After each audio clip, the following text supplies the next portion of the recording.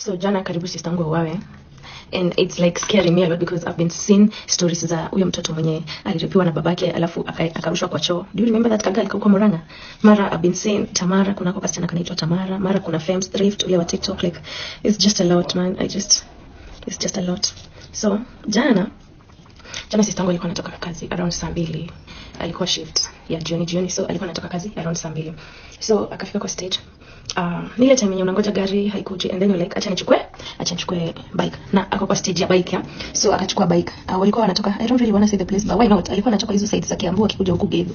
So akauliza huyo mtu wa bike ni how much? Huyo mtu wa bike akamwambia bike ni 100. Sister yangu akasema sawa 20. So wamepita kama wanaenda side ya Ruiru, kuna junction yenye mtu anafaa kuingilia. Wamepita kama wanaenda Ruiru. So sister yangu anamuuliza kwani tunaenda wapi? This guy tells my sister kuna mtu anataka tuchukue hapa mbele pia yako stuck. It was about late. Sasa ilikuwa shaelekea around saa 3. So akamwambia kuna mtu anataka tuchukue pia yako stuck mahali na ni dem. But ukisikia ni dem ako stuck mahali na for some reason I don't know if you guys would do the same, but sister yangu alisema sawa acha tumchukue. And the guy akamuuliza sasa nitawabeba mkiwa wawili, hata sitakulipisha 100, nitakulipisha 50. So wanaenda na imefika place yenye haielewi sasa ni wapi, because it's like place yenye haina watu wengi, ni kama I don't know, kinda njia kausha go, I don't understand. So wameenda. So at this point sister yangu ashaanza kupanic, anamgonga, anamuuliza hey tunaenda wapi? Huyu mtu bike sasa haongeleshi sister yangu, ameka speed like speed ya 100. So sister yangu ashaanza kupanic, anamgonga, anamwambia simama.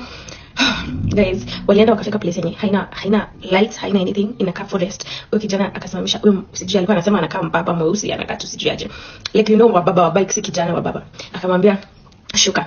So sister yangu ako tena anashangaa nini inaendelea, akamwambia shuka. Hey my god, venye sister yangu alishuka, huyo mbaba alinini hivi na kisu, alitani hivi na kisu, akamwambia toa nguo zote. Hey, at this point my sister is crying, anamwambia mimi niko na mtoto, mimi ni single mom, tafadhali chukua kila kitu lakini usiume. Huyo mwanaume anamwangalia hivi na macho yake, anamwambia toa nguo zote. So amesumbuana, ashavuruta like jeans, ashararua the button na ashararua zip ya trouser. Alafu for some reason hiyo trouser ilikuwa ragged, so pia ashashikia hapa chini kwa hiyo ragged, ashararua like side moja ya trouser. So at this point sister yangu anaona this is serious na anamthreaten na kisu like oh my god. So wamesumbuana, sister yangu anapiga magoti, anampatia simu, anampatia like everything alikuwa ameshika, alikuwa I think headphones amempatia. Mtu alimshika hivi top tena amerarua. So sister yangu like ako hivyo like anaonekana tupra. So at this point this man is like putting that like amemwambia leta simu, sister yangu akampatia simu. So anatumia hiyo kisu kurarua nguo za sister yangu guys. And sasa wamesumbuana, sister yangu ameona this is dead. And let me tell you guys, you see like the way squeeze mtu akikurape like haizi kubakisha, lazima kuwe because of evidence. Ama sijui money, I don't know what is going on with this generation of men, like everyone is so evil. So kwa hiyo harakati wakisumbuana, sister yangu ashaanza kulia, ameona sasa this is dead.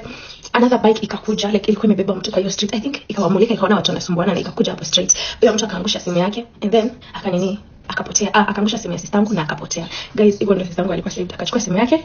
Huyo mtu mwenye alikuwa amebeba na hiyo bike juu ni mama, akamwambia hebu hata ulale kwangu. She was shaking like you can imagine, like alikuwa ameona death hivi na macho. And it just got me wondering like what is going on. Mara watoto wanaripiwa, wanarushwa kwa choo. Mara sijui, oh my god, what is going on? Like I'm so scared for my life right. So like nikiingia kwa hiyo nyumba nafunga na padlock. And it should not be that way. It should not be that way jamani. Yeah, it was so hectic. Guys, please be safe. Usibebwe na bike.